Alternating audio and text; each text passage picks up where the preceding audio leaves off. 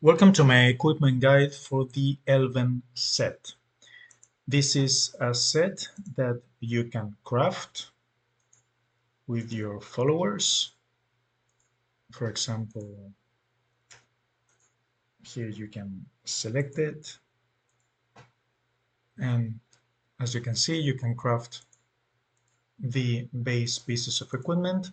You can also farm the different base pieces of equipment in dungeon number 13, which is Ruins of Lunarion, as you can see here.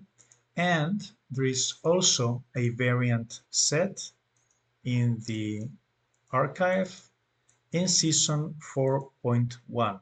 However, season 4.1 right now is locked behind a paywall, but it will be open to purchase for gems in 2 months when the current season, which is 4.2, expires. As you can see, 41 days left plus 1 week, that is a month and a half, give or take, and it will be available again. Now, the Elven set is an interesting one. The idea behind it is to use it for a rainbow or multicolored build because many of the different pieces of equipment have bonuses to mana to two different elements.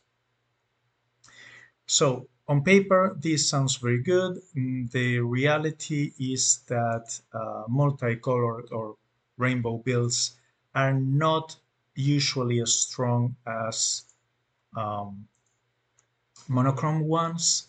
And if you want to use multicolored equipment, then you have the Dragon Guard set that has certain bonuses that, as you can see, if you have multiple colors, you get those benefits. However, almost no one uses the full Elven set. It can be useful, but the bonuses are all over the place. However, what many players use is the Elven bow. And the reason why is that this is potentially the best weapon in PvP. And an argument can be made you can also make it a very, very strong weapon for PvE as well. As you can see, the reverse weapon glitch is still ongoing. So he is using the bow that looks like he's going to shoot at himself, which I find hilarious. So why is this weapon so strong in PvP? Well, let's read it. Deal 18% bonus light damage. This bonus depends on the element of the bow. Ignoring armor when skulls are matched. Now, in PvE, if you go to regular level 100 enemies, you're going to find that the enemies will have around 200,000 hit points, maybe a little bit more, depending on what season you're playing, what boss you're playing, but usually it's in between 100,000 and 200,000. If you go to events, to the high level events, here I cannot show you because I already did them for today, but level 200 enemies, which is the highest enemy level in this game in events, can get up to 1 million hit points. However, in PvP, what the opponents can get to is way lower than that. This is a level 11 opponent, so it's not a good um, example, but let's destroy him and then get another random opponent so I can show you.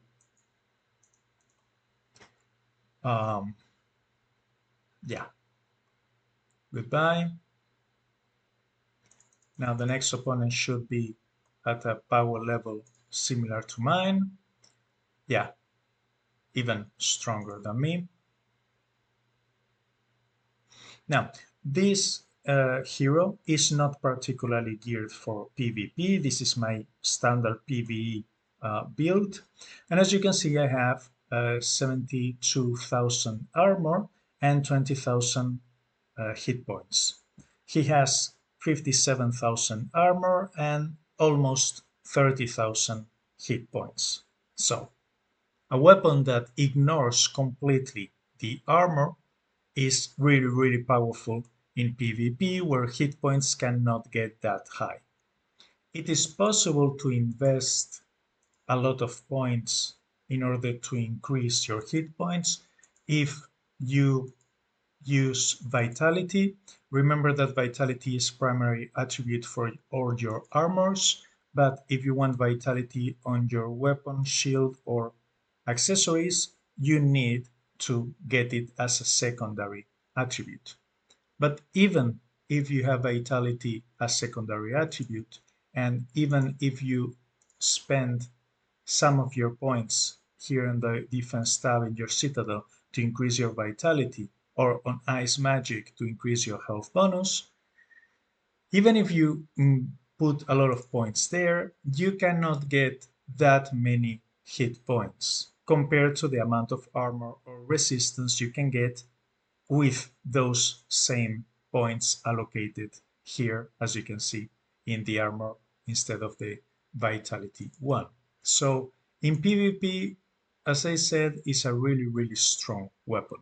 In PvE, due to the fact that enemies have so many hit points, it's still a very strong weapon. You can still use it, but it's not as strong. Now, one last thing that I want to talk about is how to build your bow. So, usually this is a general build attribute distribution. This is a very generic one, but in general, what you want is to have 6 attributes in power in all your armor pieces, 5 attributes in mana, so you can have enough starting mana for your build, and 5 attributes in melee resistance to increase your defense against melee attacks. As I said, this is very generic, but it can be applied to many builds. Then, if you're using an elemental build, you want to allocate 12 attributes into elemental damage to increase the damage of your spells. While if you're using a physical build, you want to have at least 5 attributes in critical hit for a 76% critical hit chance and 12 attributes in critical damage. Now, what happens with the Elven bow? Going back to the game, it deals physical damage, but it also deals a bonus elemental damage. So you can potentially allocate 5 in critical hit, 12 in critical damage, and 12 in elemental damage. And this will skyrocket the damage output of your Elven bow and basically will one-shot everything. Obviously, this is not free because it requires a lot of attributes. And remember that you only have 36 attributes total. So if you do this plus another 5 in starting mana, you will use 30 out of your,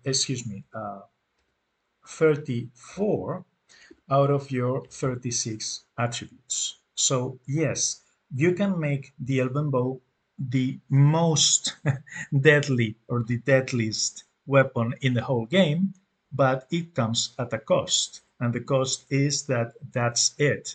You have no other attributes to use for extra experience or for defensive options like melee or missile resistance. You're putting all your eggs in one basket, and you're extremely powerful but extremely fragile at the same time. And that's the reason why in all my build guides I never talk about the Elven bow, because yes, it can be an extremely powerful weapon, but you have to gear your whole build towards this specific one thing that you can do very well. And most of my builds there are exceptions, but most of my builds are more generic. Now, let's talk about the set bonuses. For 2 pieces, you will start each battle with 12 mana in your ultimate spell, which is good, but I mean, compare it to a bone ring, for example. Um, the bone ring will increase your mana by 4 for each skull on the board at the start. So if there are 3 skulls at the start, you will already get 12 mana in your ultimate spell, as well as 12 mana on all your other spells. And if the number of skulls is higher than 3, then you are getting more mana in your ultimate spell. So, yeah, it's useful, but it's not game breaking. For the 4 pieces, you have a chance for your heroic effort to last for extra turns. The heroic effort is nice if you want to get a screenshot and try to hit really, really hard. It's more for a challenge thing than a real usefulness in game because it requires a lot of effort, real effort, pun intended, to do it because you have to match many different gems in one round. So, yeah, it's nice to have this, but most fights will end up before you expire your heroic effort anyway. And finally, for the full set bonus, gain 20% more mana when matching gems. Now, this will be great if it wasn't when matching gems. If you're playing a rainbow build, you usually want to use spells like Ice Storm that explodes gems in order to generate enough mana for your spells. So this 20% bonus will be great, 20% at Mythic, if you didn't have to match those gems. But otherwise, yeah, the set bonuses are not particularly good for this set. For the weapon, I already talked about it, so I think that's clear. Another thing is that I mentioned that there is a variant. This is the discovered variant that you can find in Season 4.1.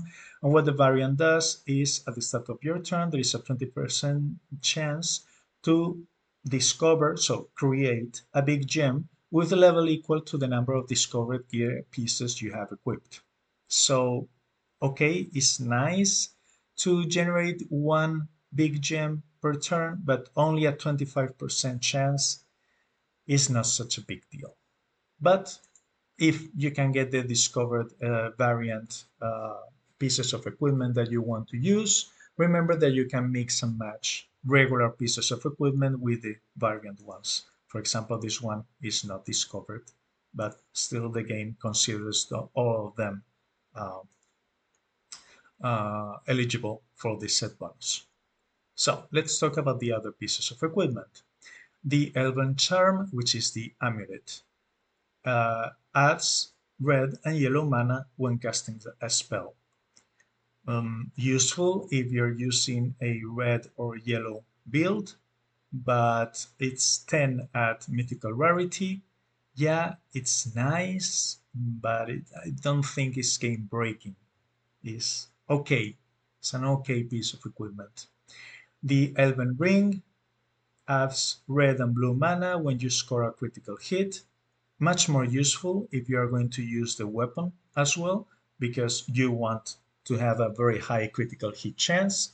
And yeah, you can use it with a red or a blue build. The next one is the Belt, which is the Elven Sash.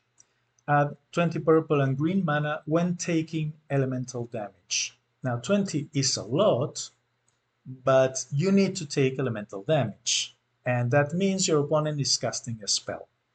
And high level opponents deal a lot of elemental damage. So you don't really want to be tanking elemental damage.